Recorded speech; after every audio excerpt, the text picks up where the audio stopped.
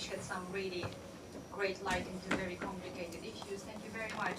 So we will move on to our second speaker, Professor Dr. Nuray Mert. He's a political scientist and columnist, a former TV commentator from Turkey. She's a lecturer at the Department of Economics at the University of Istanbul and writes regular columns for national newspapers on current affairs, including Cumhuriyet and Hürriyet Daily News. She hosted a TV show on current and political affairs at the national channel, and this was taken off air after the then Turkish Prime Minister Erdogan publicly criticized her. Her doctorate thesis was on secular thought in early Republican period. In 2012 and 2013, she was an international scholar in residence at Stanford Humanities Center. Her published books include Hep Muhalif Olmak, Always in Opposition, published in 2001, and Merkezsan Kısa Tarihi, Short Story of Center-Right Politics. Nuray will talk about current political changes in Turkey with a focus on the controversial presidential system and the new constitution, and how this prospect of regime change will affect the government's approach to the Kurdish issue, and how the Kurdish political movement will shape itself under the new possible regime. Professor Mert also will analyze Turkey's frustrated foreign policy over Syria and its fight against Daesh and its strained relations with other neighboring countries. So, over to you, Nuray. Thank you so much, but it's very terrifying what you said, that I'm supposed to analyze. I mean, lots of things that I'm supposed to analyze in 2 minutes. I hope I will manage, to live up to your expectations. And besides, it's difficult to talk after dear Ms. Martin, since I'm not an expert on foreign policy.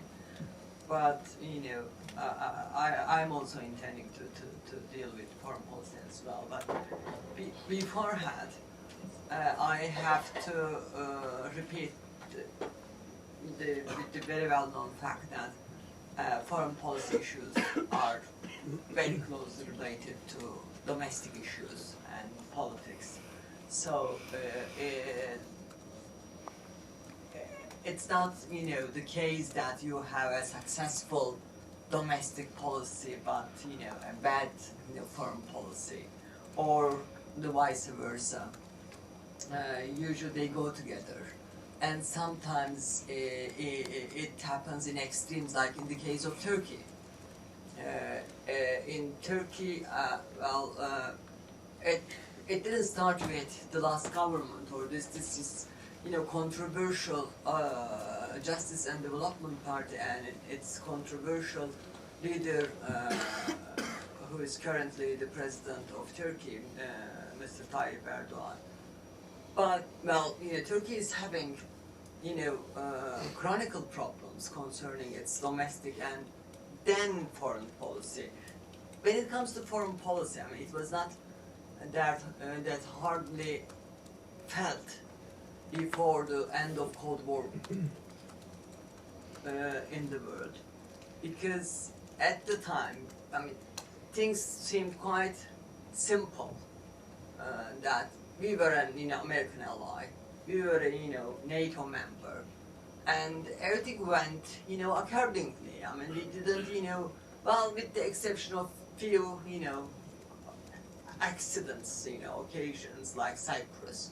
Probably. Even Cyprus, it wasn't a big matter, if you consider the fact that, after all, it was, an internal affair within the Western alliance, and it was among, Greece, Turkey, US, and Britain, rather than, only between Greece and Turkey, and, rather than being, hostility, historical hostility, or something like that.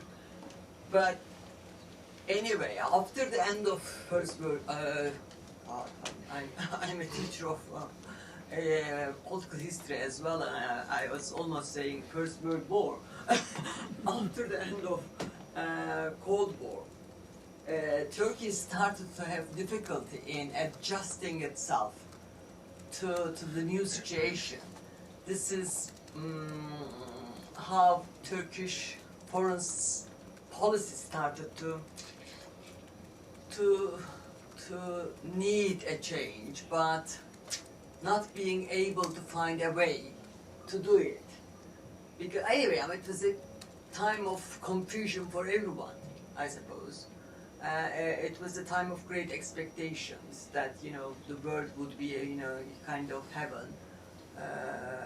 Liberal democracy would win in each and every society, and consequently, I mean, all countries would be kind of, you know, friends with each other after adjusting themselves to liberal democracy.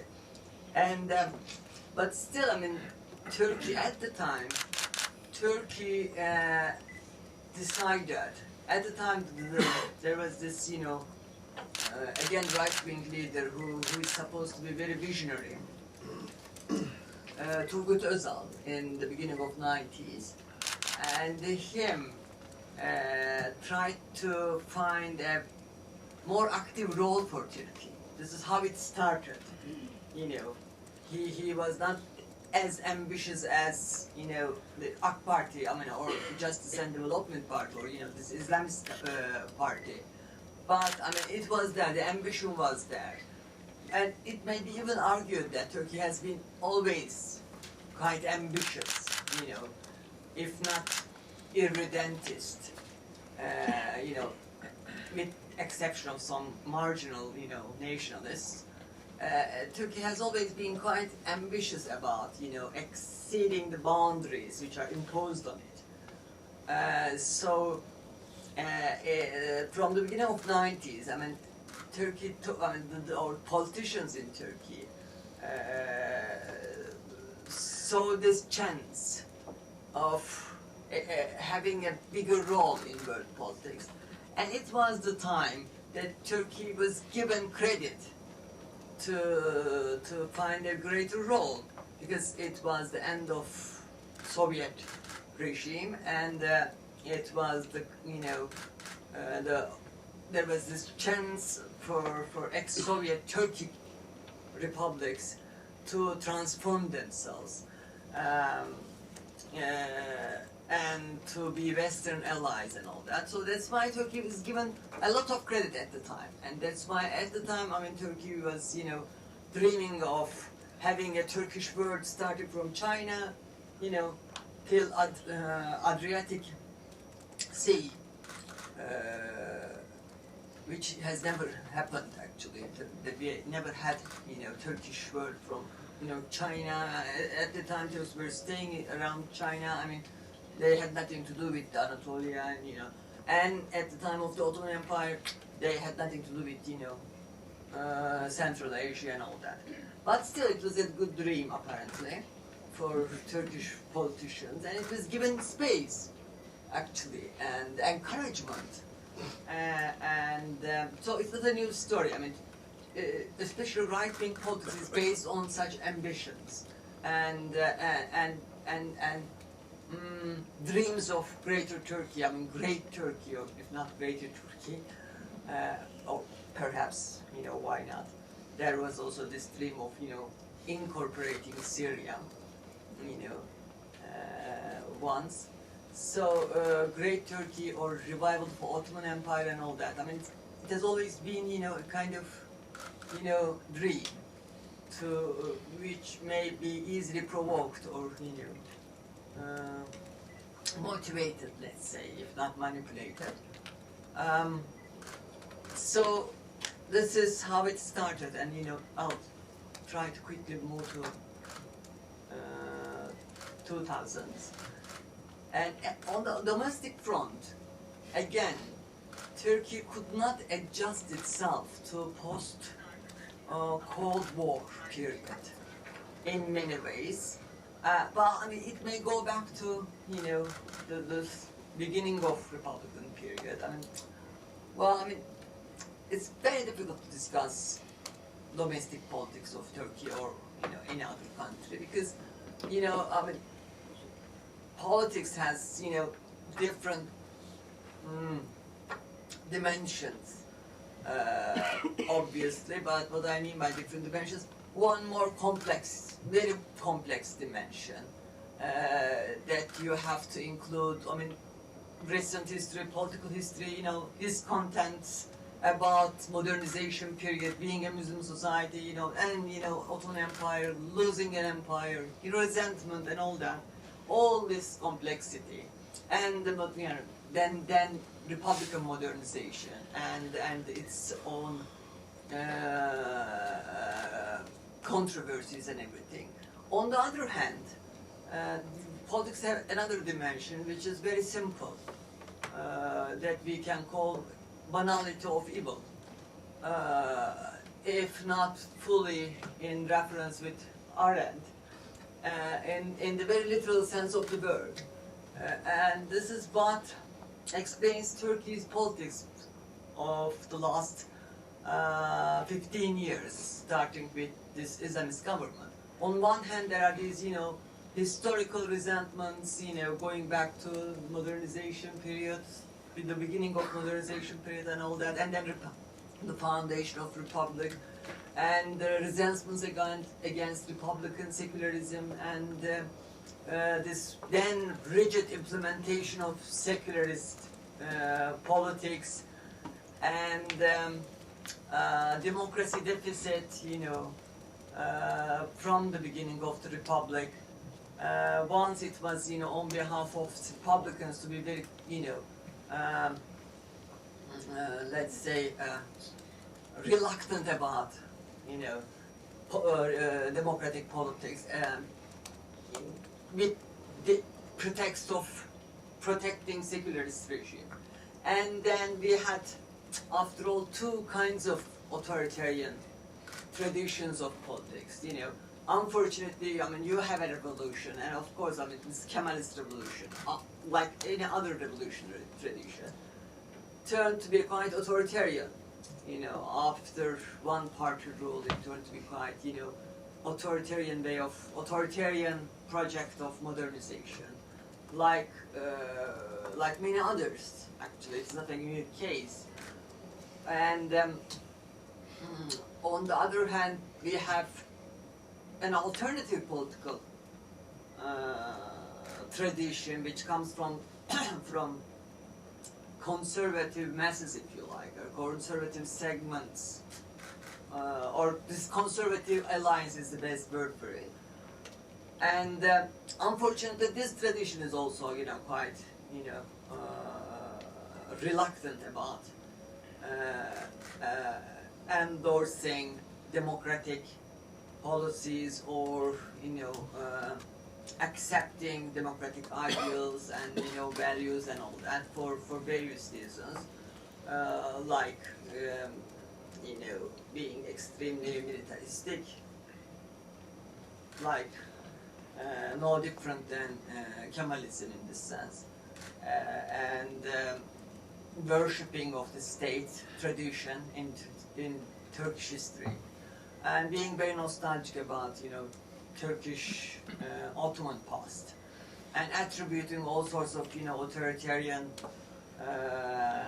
values to this, you know, Ottoman past, as if it's the peculiarity of our culture, and it was nothing to do with authoritarianism and all that. And that's why, anyway, I mean, we have these two different, you know, authoritarian traditions, and at the end of the day, after Justice and Development Party spent some time in power and managed to control enormous, you know, hegemony of power over, you know, I mean, now they're talking about today, judiciary. It started with media and, you know, other segments, you know, of the state institutions, and then it turned to be a judiciary as well, and all that. So, to make it short, we ended up with a kind of vulgar authoritarian regime, if you like. And as I said, it has its own, you know, complex story on one side, and it also has its, you know, simple story that it's banality of evil. It's everywhere. I mean, it's unfortunately it's on rise in many societies. This surge, right-wing surge, or the rise of right-wing politics, nationalism, and and all sorts of democratic values, resentment concerning all sorts of democratic values, and liberal values, and sometimes going beyond that, and becoming racist, homophobic, anti-Semitic, xenophobic, and all that, the whole package.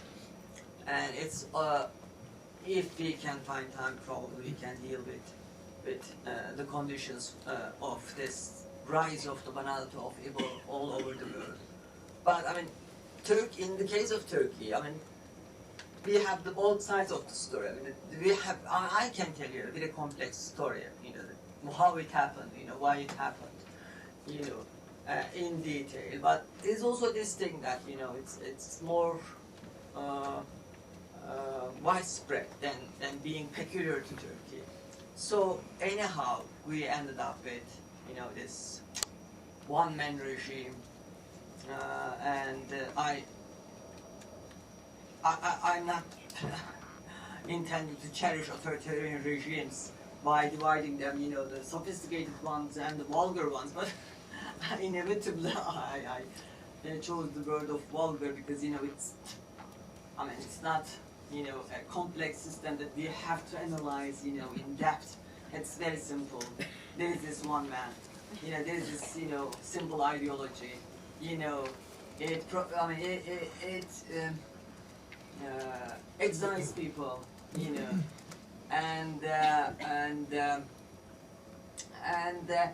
but anyway, after all, humanity proved that, there are not many freedom fighters anywhere, elsewhere, so why in Turkey? So, everything came together, in a way, and turned to be a kind of dictatorship. And well, I may sound quite, nihilistic, but, and I think that, dictatorships or authoritarian regimes are not exceptions. Democracy is an exception in terms of human history, and in terms of comparing different, stories of different societies. So I'm trying to be mature about what happened to us in Turkey. And besides, coming back to, very quickly back to foreign policy. Well, again, there are different aspects of foreign policy. What did go wrong? And, this is Martin explained very elaborately what went wrong with Turkey, how, Turkish foreign policy gone wrong altogether and lost even friends, let alone, solving problems with enemies, quote unquote. And this is almost the same story. But when it comes to foreign policy, I had to remind you that the ideology was there. Turkey was, it's not peculiar to Islamists, and it was an old dream of old right-wingers in Turkey, or even left-wingers. Don't forget that after all, Cyprus is conquered by a coalition government. And one partner was an Islamist party, the other one, the major partner, was Social Democrat Party, Republican Party at the time. And they were very proud that they conquered Cyprus. So, well, the ambition is there and everything. But sometimes this ambition is being encouraged by Turkey's friends. And this is what happened with Erdogan's party, or with Davutoğlu as well, because in the beginning of in the beginning of 2000s, there was this push, behind Turkey to counterbalance Iran in Middle East, and that's why Turkey was given a lot of encouragement, credit, and space, and even the Davos scandal was underestimated. It was a scandal, to tell the truth, to talk to a friendly country in this way. It's something else to be critical of Israel, and you know, it's another thing in such a formal, you know, floors. You have to be polite or whatever, you know, and at least cordial. But anyway, I mean, Turkey was, at the time, it was needed to give Turkey extra credits to counterbalance Iran, and Turks took it granted. This is the summary of the whole story, if you ask me. And they underestimated realities of the region and, you know, and international politics in general, and overestimated their power. When it comes to Syria, again, Turkey is given credit to take an active role in Syria. I am someone who is, you know, strongly in favor of, you know, democratic development in the Middle East. But the Syria story, I mean, has never been convincing to me. That, I mean, there actually, well, Assad is not the model, you know, politician. But after all, who is it in the Middle East? You know, who? I mean, Saudi Arabia is excluded from all sorts of criticisms. You know, these, you know, minor sheikdoms or, you know, kingdoms, whatever, monarchies, emirates in the Gulf. They are much worse than Assad, and much worse than, you know, the other, you know, I mean, they are all, you know, worse than each other. They can compete with each other, you know, on many things. So I mean, why Syria? And I know Syria a bit, you know, from inside, because this was a country that I loved and traveled extensively. Syria, yeah, it's true, this claim is true that Syrians are moderate Muslims, you know, Sunni Syrians, but that's why they didn't fight. That's why they chose to flee. Now they're, you know, escaping, trying to escape from their country. So who was this moderate opposition, I wonder? I mean, it's not true that, I mean, well, there was this moderate opposition, and, you know, then it got really, you know, radicalized, and this and that. I mean, well, this is the part of the story, but even from the beginning, there was this, you know, Islamist groups, and I would hardly call them moderates, actually, supported by Saudi Arabia, Qatar, and Turkey, to remove Assad regime. And this terror is encouraged by US and Western allies of Turkey. Then everything has changed, you know, after everything started, a year after everything started, or a bit more, in 2012, things changed, and the Western policy has changed concerning Syria, that I'm very happy with that change, actually, with this shift. It was not more sober, actually, not to interfere to Syria militarily, and to look for diplomatic choices or possibilities. But Turkey did not want to adjust because, you know, for various reasons. First of all, I mean, Turkish government or Turkish, you know, leadership or Turkish politicians, including Davutoğlu, thought that they can go alone in Syria, and still, I mean, this is the place that they can, you know, achieve their goals. This so-called strategic depth or anything, or, you know, Ottoman province, new Ottoman province, whatever, and partly because, I mean, they were deep in trouble. I mean, they were already involved too much with these groups. And there was also this, you know, so-called Kurdish threat, you know, which contributed to Turkey's, you know, ambitions and interference and support in Syria, support of, you know, radicals in Syria.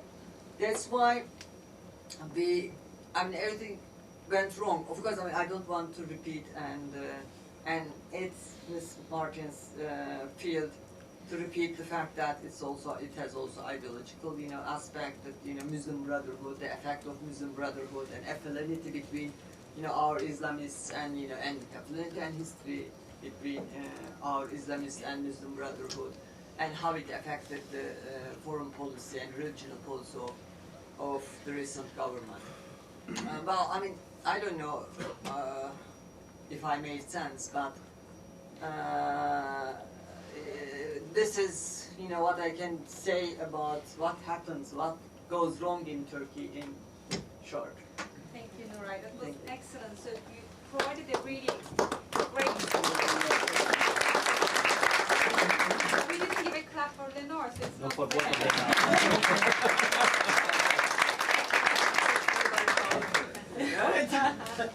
So it was a great historical depth of imagining a more ambitious role for Turkey in the Middle East and where it is coming from, and it puts us in a context of understanding today, in addition to Lenore's analysis of the wider Middle East, wider politics, and it was great that you brought the Hans Morgenthau's insight, which is one of my favorite IR realist scholars. And also the idea of this contrast between the complexity of Turkish history, its politics, its domestic context, and in contrast to that, the simple one-man rule. So that contrast is really interesting. So we will open the floor for questions. But before we do that, just a couple of housekeeping things. If you want to ask a question, there are microphones in front of you. Just push the push button. You will see it, and then when it turns green, everyone can hear you. There are seats on this side of the room if you want to come along and sit. And is there any way turning the AC a little bit down? It is part of the room. It's really, really cold. We are very cold. So who is anyone? Thank you very much. Okay. So we will take questions, three questions in a row, get answers, and then do the next round. So I see two gentlemen, then over to you, and then the gentleman in the back. Yeah, please. I will have one question, but before that, just in case younger sorry, do you mind introducing yourself? Also keeping the questions. Okay. Yeah. Haluk Sezer, retired or semi-retired economist. Thank you. Before I ask the question, however, I want to make a very small comment about what Professor Mert said regarding Cyprus, just in case it's conquered. There is no doubt that Turkey consolidated its military hegemony over Cyprus in the second phase of the operation. But let's not forget that there was a fascist coup in Cyprus, which was an independent state, special status given by the London and Zurich treaties, and giving Turkey the right to interfere as one of the guarantors, individually, unilaterally, or collectively.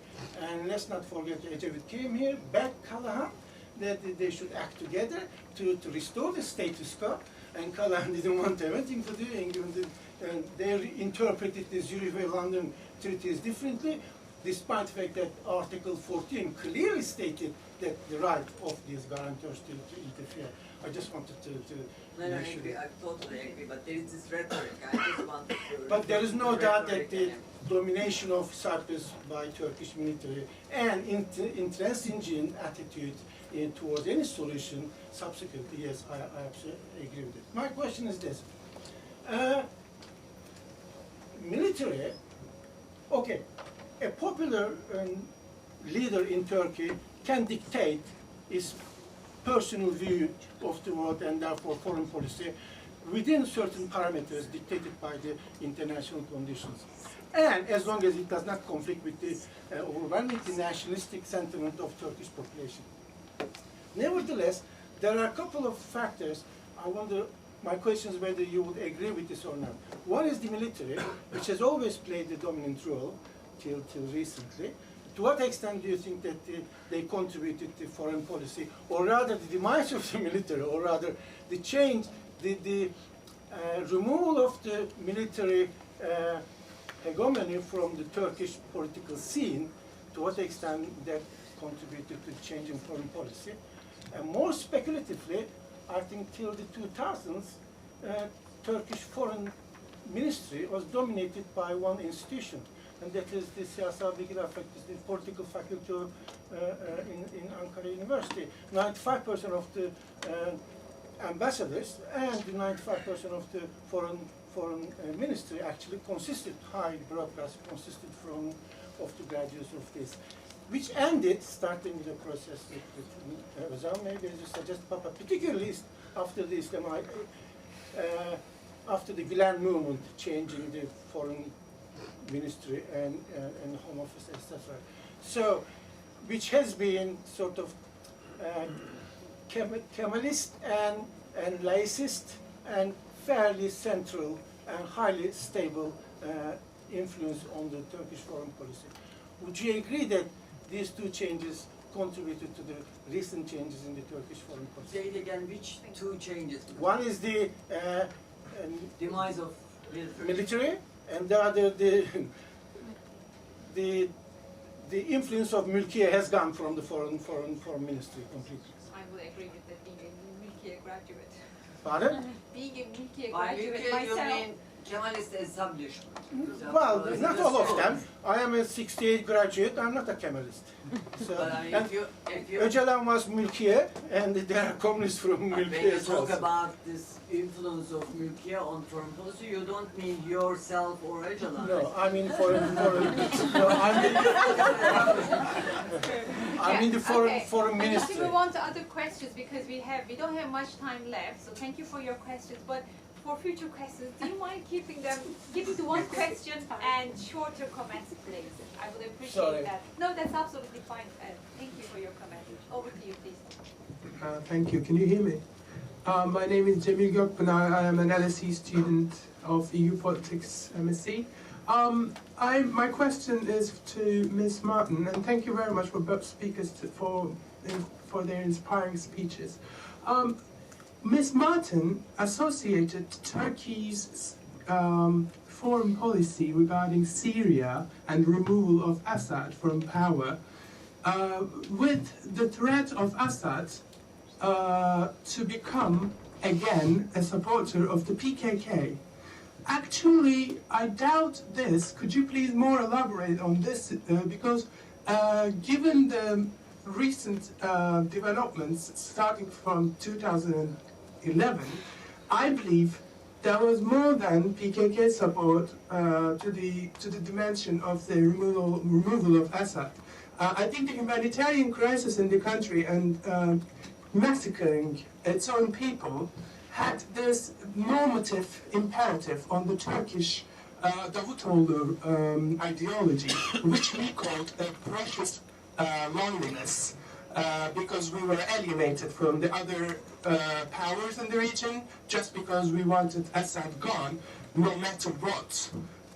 And also, do you believe that is there any effect of Qatar and Saudi Arabia capital-wise in Turkey's economy, and is that an imperative on the Erdogan government for wanting Assad gone, rather than the PKK support? Because we see that PKK support is now more than ever by Assad, just because Erdogan government wanted Assad gone, not why. So Something wrong with your microphone, I think.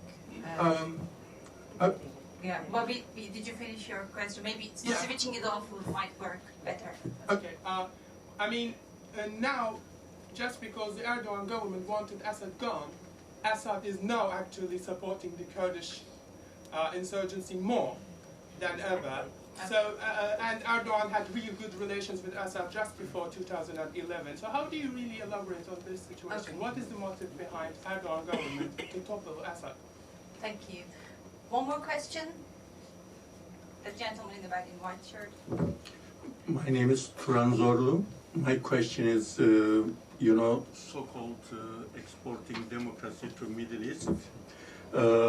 There was so many countries being destabilized, and every Western country is enjoying cheap petrol, and their aim was to enjoying cheap gas destabilizing Iran and other countries. But so-called exporting democracy to other countries. Now the Turkey is the biggest fascist regime and massacre on Kurdish people and everything. Erdogan is now the biggest threat of the humanity and the biggest terrorist is himself. And what do you think about this? Anybody going to intervene in Turkey to get rid of Erdogan? Okay, thank you very much. All right, so shall we start with Nuray and on question on military and Ülke, and also the final question, and then we'll move on to Lenore. I'm not a great observer of Turkish military, to tell the truth. That's why I don't know their internal politics. But we all know that, well, the basic thing is, as you said, the demise of the military, the influence of military. But don't forget that it is also the outcome of Cold War, the end of Cold War. Because without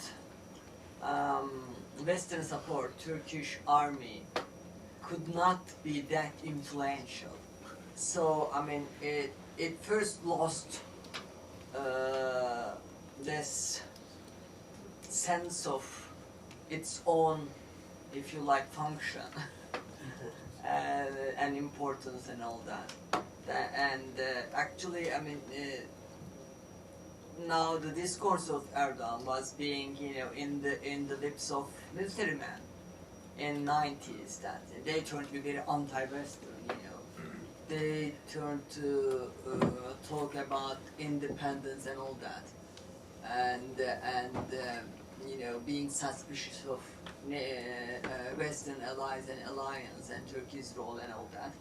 So, I mean, that's why, I mean, I'm not saying that, Western allies diminished or played a role in diminishing the role of the military, but, this was the fact that, Turkey is a NATO member, and that's why, its military is that strong, not only because, we have this historical whatever,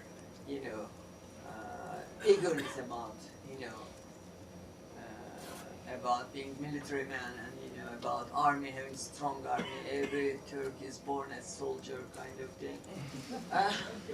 But facts are facts. That's why their role is diminished, and of course it played a role. It played a role on the demise of secularism and Kemalism. On demise of secularism is a very controversial thing to discuss actually. Are we talking about the decline of secularism or end of secularism or danger of the end of secularism, or are we talking about this decline of secularist establishment? Beforehand we have the decline of the secularist establishment due to many reasons, that, being very rigid and elitist and having no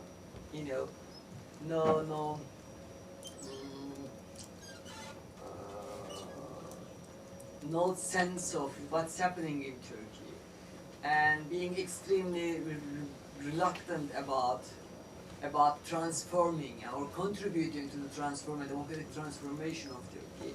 They lost their role. Nowadays, we are right to be concerned about demise of secularism as well. But beforehand, it was kind of, it was often confused with each other that, the decline of the role of secularist class or secularist establishment was meant to demise of secularism for the advocates of Kemalist regime or rigid understanding of secularism. So, yes, it has been influential actually, because it was a whole package, this, secularist establishment, and the military was a very important component of this, power block. So, the decline of the role of the military also affected domestic politics a lot. Was there any other? Did I remember your question? Yes, yes. Second part was Mülkiye, but The Mülkiye thing is, it's also another part of Kemalism. I mean, I think they included it. Kemalist established. And I suppose. Also, the final question of the gentleman in the back about exporting democracy, and the question of can Erdogan be Removed, Yes. not by me. For sure. not by an No, the export of democracy is another big matter. Is it possible? And what happened? It started with Afghanistan and Iraq and all that. But I wouldn't argue about this export of economy in terms of sheer imperialism and this petroleum. I mean, we are beyond that, I suppose. I was joking when It's I not said only export. about petroleum. I mean, they don't even use petroleum anymore. Imperialists are not using it. And they're not needing. They're not in need of petroleum anymore. But of course, all these big powers, they have their interest in different regions, and that's why they support this and not that.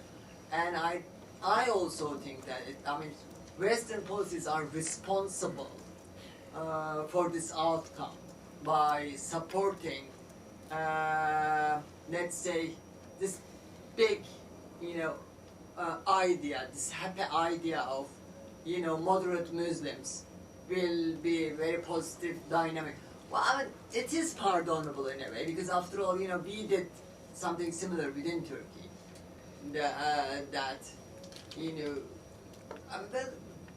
There is truth in it that, after all, this society is Muslim, society. There are conservative people, practicing Muslims, and they want rights and freedoms and all that. And, because of the challenge coming from rigid secularism and their insistence in keeping status quo unchanged, you inevitably find yourself supporting the others. I'm not saying that Western, powers are so innocent and, this how exactly happened.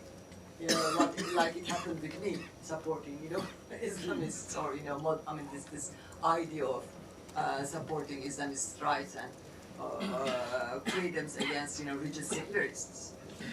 But the story is more complicated than, well, of course, big powers, and there was this part, for long, even I, who have been very critical of secularists, rigid secularism and secularists in Turkey, have been accused of being a member of Turkish secular elite and looking down on Muslims. Because at the time, the fashionable idea was that, all Muslim intellectuals are, angels, democracy fighters, freedom fighters, and all that. And we had repercussions of that approach. And as for removing Erdogan, it's not about Erdogan personally, the President Erdogan personally, is responsible for this kind of dictatorial rule and everything. But he is not alone, and that's why problem is bigger than Erdogan himself. Well, he is leading this big, problem after all, and becoming the leader of the problem, if you want. But after all, the problem is bigger. 60%, I tell you, not, more than what Justice and Development Party got in elections. It was something like over 50, and I tell you, almost, maybe even 60, 65, representative of 60 or 65% of people in Turkey who thinks in similar ways with Erdogan, that, what's wrong with, one man leading a nation, and what's wrong with, not having any separation of powers. What is freedom after all? It's too abstract to look after or run after. And after all, I'm not underestimating Kurdish political movement at all. And I think, they played enormous role in Kurdish modernization and, it was a big struggle on the way of the Kurdish rights and freedoms and everything. But after all, Kurdish movement is also, you know, worshipping a man. And it's also a one-man movement, you know. So, I mean, unfortunately, you know, in our society, probably, I mean, even in Western societies, it turns to be that, yeah. It's a post-democratic society, and we have to sit and, you know, think more about it. You know, I'm not saying that, oh, Turkey is an, you know, ordinary example, and not trying to be apologetic about, not at all, actually.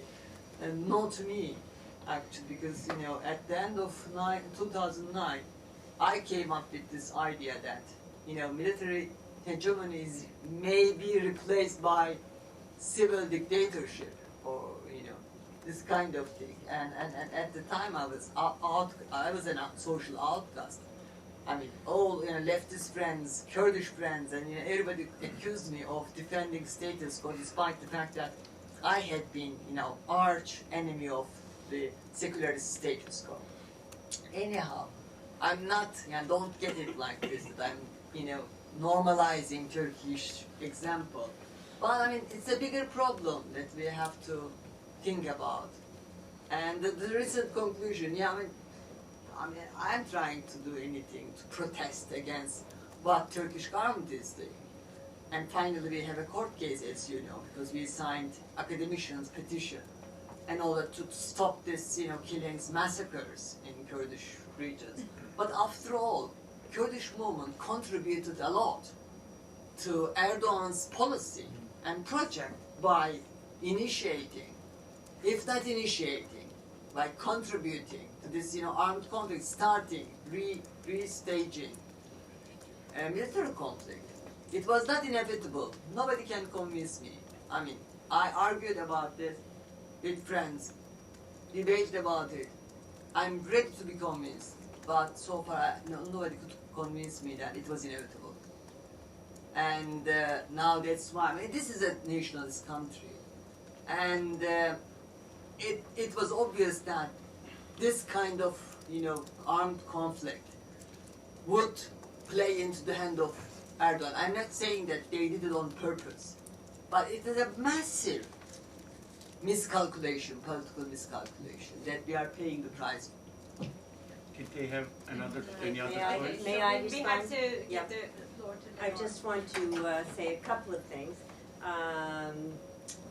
I heard in your question about the so-called challenging or taking down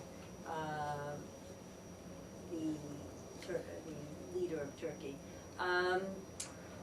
I think what, you know, there's certainly not going to be an invasion of Turkey by the outside to take him down. I mean, you're talking about the West and the Democratic West. That's not. But the Democratic West hasn't been so close, so quiet either.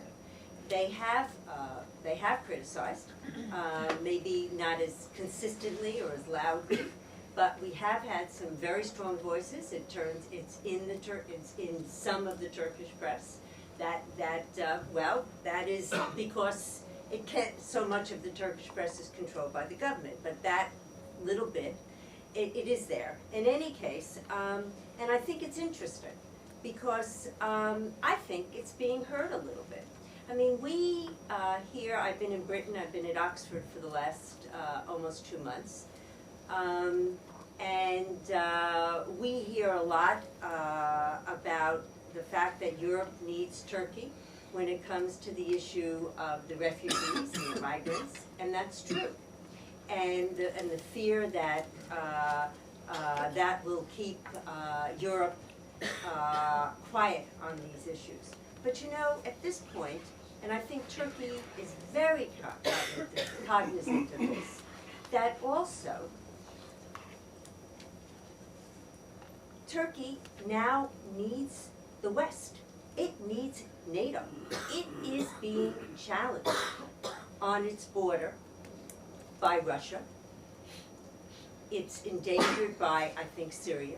It needs the West also, and I think it's hearing. I think it's not going to change these issues, you know, what you're talking about. But I don't think we can say that no one's saying, recognizing, doing anything. You didn't say that. But I wanted to just give another, something for you to think about on that. And I'd like to answer the question, if I can, over here. I think you might have misunderstood me. Okay? I didn't say that Turkey took its position vis-a-vis Syria because of the Kurds. Oh no. I said Turkey took its position, its very harsh turnaround position with Assad, based on the fact that it really wanted a coalition government in Syria. It wanted to be able to have more of a say in what it saw as a possible next government. It wanted its allies, the Muslim Brothers, to be part of that coalition government. That's how I'm explaining, in part, in good part, Turkey's flip, really amazingly drastic flip on Syria. I agree with you that it was reacting to what it saw as brutality. Absolutely, you know, Turkey was reacting to that. But I'm not sure that would have been enough for that policy change. I also think Turkey looked at Egypt and thought, well, Mubarak's gone, Assad will be gone, right? I mean, so he made let me say what I've been saying for a very long time. When I'll say that very few people, and no one actually that I met in Turkey during this period of time, early period of time, that actually you can't really predict what's going to happen. And what I think, you know, when you make policy, right? And I think that Turkey, when it came to Syria, under the AKP, it just went to extremes. It went to extremes when it called Assad its brother, its cousin, when it was brutalizing and putting, its citizens in jail, okay? I mean, the Assad you see now is an extreme, but it's not a totally different guy. And that was Turkey's cousin and brother. And I was saying that to everybody when I was in Turkey for my sabbatical in 2010, and again in 2011, again saying, why are you so sure that, Assad's going to be removed? So I think there was just, then this total extreme again. Okay, break relations, but take the opposition army and put them on the border, you are certainly making an enemy for life. So it's the extreme reaction. It's this, what I refer to in my talk as this this inflated vision of its strength as well. So that's what I was saying. And now, and of course, if Assad was going to use use what it needed to use, and that is the Kurds in the area on the border. It withdrew its forces, it needed those forces, and everybody knew what was going to happen in that area. So that's really what I was trying to say. And would you like to make a comment on Qatar and Saudi Arabia? And that was the second part of the question, I think. I think I've answered the gist of that question. I think, Qatar and Syria, Qatar and Saudi Arabia took somewhat, supported somewhat different groups. Their goal was somewhat different than Turkey. It's now very similar. Now they all want to get Iran out, right? That's the goal. Weaken Iran. It wasn't quite that way at the beginning. No, there was also another question, if I got it wrong, right, that Qatar and Saudi Arabia capitalized Turkey's economy. Yes. Yeah, that's why, I mean, their capitals, do you think their capitals are represented in the Turkish finance Yeah, it's very important. Yeah, it's very important for. Yeah, I mean, is that why Turkey took their side also in about Assad? I don't think that it's only for that reason, but it has an impact. I agree. It has an impact, especially after Now, I really think that wasn't what was on top of their minds at the time that they made that very strong flip in their policy. But now, it's not only the capital formation, but it's also this Sunni Shia fight, which is, another part of the ideology in Turkish foreign policy that I didn't refer to in my talk. So you're saying Turkish foreign policy is actually sectarian in terms of its... Now, I think now it's really taken quite a position. Well, let me Davutoglu was at Harvard. I have to think maybe 5 years ago or whatever it was. I don't remember the exact date. And of course I was at each of the events, right? And I asked him a question he didn't expect at the last event. I asked a question he didn't expect at the first event, and again at the last. And the last one was on the Gulf. He didn't expect it. Because after all, Turkey at that time had just been given some special status in the Gulf, in the GCC. And I wanted to understand a little more of what Turkey saw as their position on that, their role in the GCC, with the GCC. And Davutoglu was very, very clear, which he wasn't always in all the answers. He said, and this goes to sort of your point, and I think what you mentioned. He said Turkey was interested in greater trade. They weren't in the Gulf. They weren't interested in being the policeman of the Gulf. This now has begun to change because we now see Turkey has a base in Qatar. So we don't know, and that goes to that, perhaps that sectarian.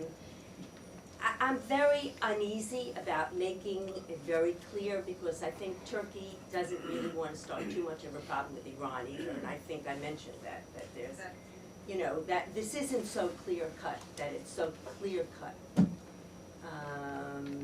sectarianism, but it's there. Okay, so we will take more questions.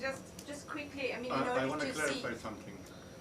but very quickly, please, Yeah, because we need to move on to the next round of questions. When you said Western is not standing by and doing something, when there was in June election, there was a balanced parliament, open support of Angela Merkel, bring the AKP to power, and that was the biggest responsibility on Kurds now, and the massacre going on Kurds and going on the Turkish, everybody's human rights and everything in Turkey. You make a very important point. You do make a very important point.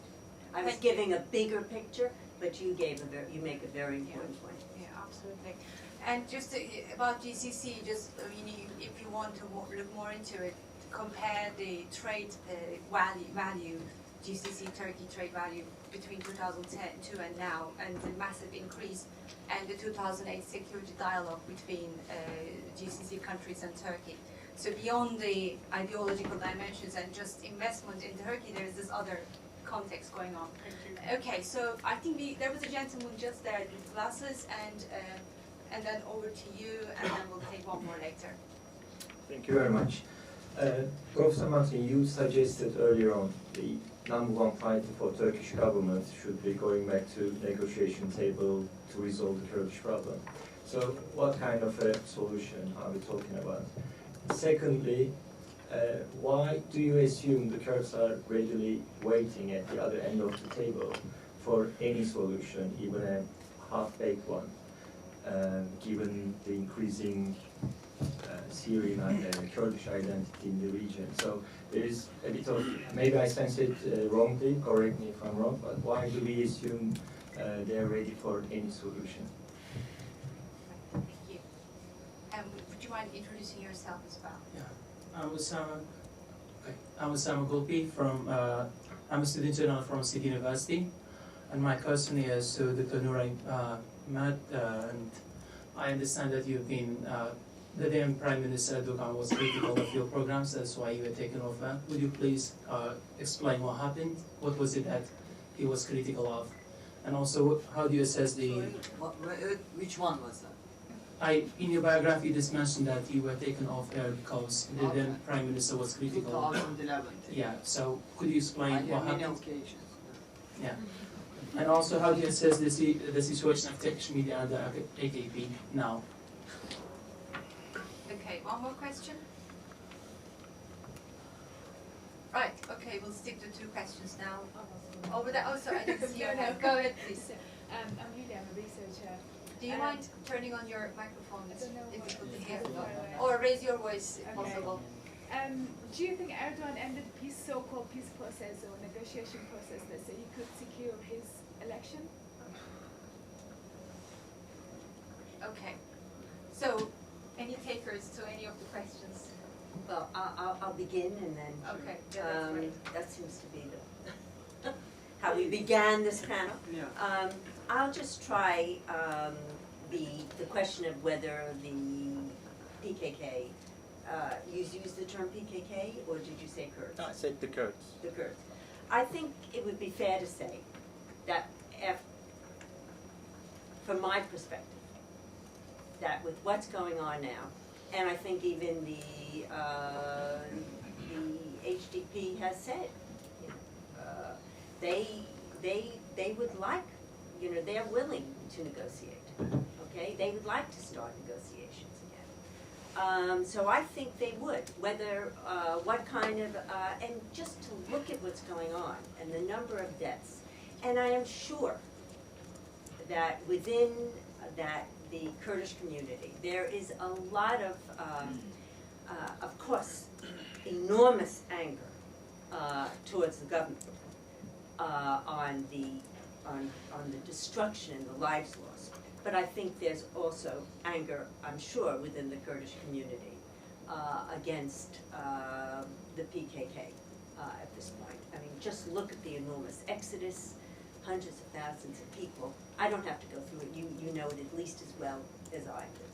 So I think there would be support for negotiation, just like in any ethnic dispute. I mean, let's look at Northern Ireland quickly, and I'm not an expert there. There are people who would just as well go on fighting, okay? Who think they can always get more in the whole pie, right?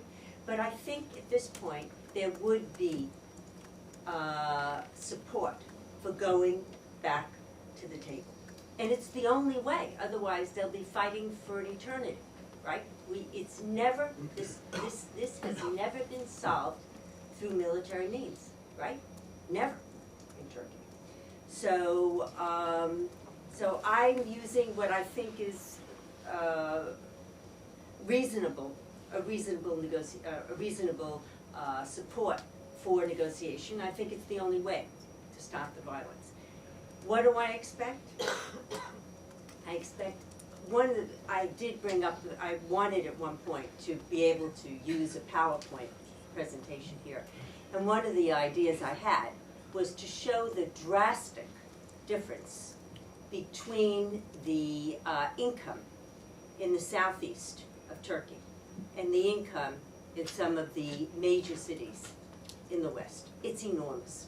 Even today, when supposedly things were picking up, not today, but even before, even just before this new round of violence. 4.5 times.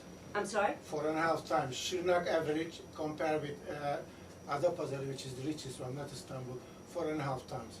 Okay, thank you. So it is, and it's enormous. So that needs to be addressed. The political rights of the Kurds, the question really thrashing out of autonomy. A lot of this was done, right? There was a lot of this that was thrashed out, and then Erdogan pulled the plug on it. So I think some of this has already been addressed, and those are the issues that would need to be addressed. So I hope I've given you something of an answer there. Was there anything else? I think if you want to comment on media or I think the expert is to the right. and yeah, By so, experience. and you're also Right. For young people, what happened, let me tell you my story, what happened, since it's in my CV also, yeah, but what happened in 2011? It was the culmination of tension between me and the king and I story. me and Erdogan, prime minister then. At the time, it was 2011 May, I was invited to this conference on Dersim, commemoration of Dersim massacre of 1930s. And under the roof of European Parliament, I gave this speech in this conference, and at some stage I said that, well, there is this author who says that this current government replaced coercion with construction, meaning, you know, the government is building new roads and all that, you know, dams and all that. I said that it's true, but don't forget that right before there's a massacre, government built or renovated roads and bridges. So it created a big scandal in Turkey. The pro-government writers start to quote me saying that, you know, they are preparing for another massacre, and it turned to be true at the end of the day. But at the time, I didn't mean that. I just meant that, I mean, building roads and bridges doesn't mean, and at the time they are saying that we are building, you know, all these, you know, dams to stop PKK to infiltrate Turkey. So the priority was security rather than, you know, I mean, you know, welfare of the people living there. So I just want to remind people that, you know, this is not the state of mind that we need for solving the Kurdish question. It turned to be a big controversy in Turkey. I was accused of, you know, complaining my country to others and, you know, accusing the government to prepare a massacre of Kurds. That's why in the middle of this controversy, it was right before the 2011 general elections, and in Konya meeting, Prime Minister Erdogan directly addressed me saying that playing with my surname, which is Mert, played and reversed it with negative. It means, you know, it has a positive, of course, meaning. Nobody takes, you know, negative meaning surnames. It means courageous, brave, you know, trustable, and all that. It's a Persian name and term, and it just turned it otherwise, saying that she's not Mert, she's not Mert. And since then, I mean, it turned to be kind of, it found its way in Turkish political, you know, fights. At least that, you know, now people are accusing each other, now married. It was a forgotten name, or forgotten quality. Anyhow, this was it.